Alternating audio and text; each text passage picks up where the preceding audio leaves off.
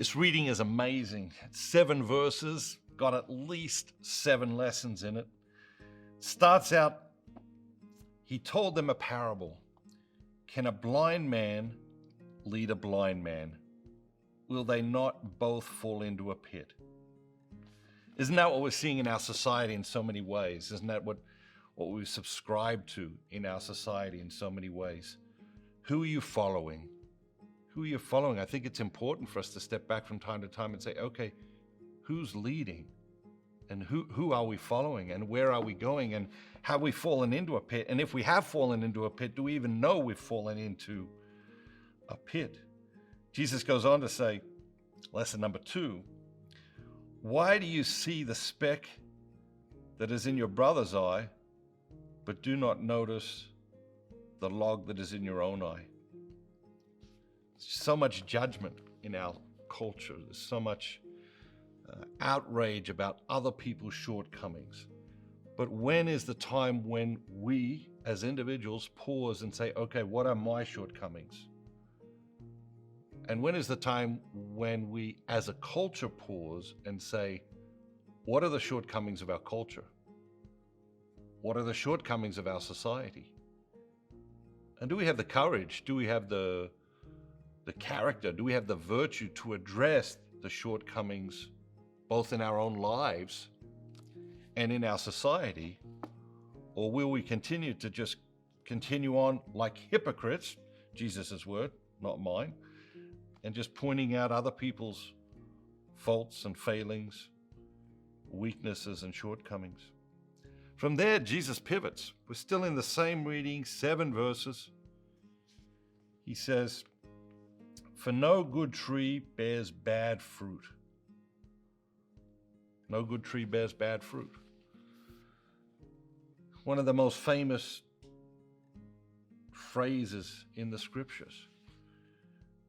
You know a tree by its fruits. And so what are the fruits? What are the fruits of your life? What are the fruits of my life? And when do we pause and say, okay, was this a good season? You know, a farmer at the end of the season takes account, takes stock, does an inventory, does an assessment, and says, okay, was this a good season? We're called to ask ourselves, okay, was this a good season in my life? What was the fruit? Was it good fruit? Was it bad fruit? Jesus goes on, continuing to talk about the tree, continuing to talk about how we are affected by this good and bad fruit, what the source of this good and bad fruit is. He says, the good man out of the good treasure of his heart produces good, and the evil man out of his evil treasure produces evil. So let me ask you, are you the good or the evil? Which one are you? It's so easy to adopt the binary approach, right? It's so easy to think, okay, I'm mostly the good one, so I must be the good one. The reality is we're both, right?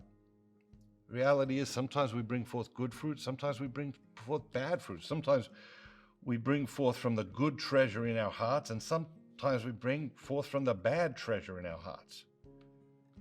And the fruit is according to how and when we bring it forth. But what gives me pause here, and I haven't noticed this before in this reading, and obviously it's one we read a lot, but just this phrase, the good treasure of his heart. The good man out of the good treasure of his heart produces good.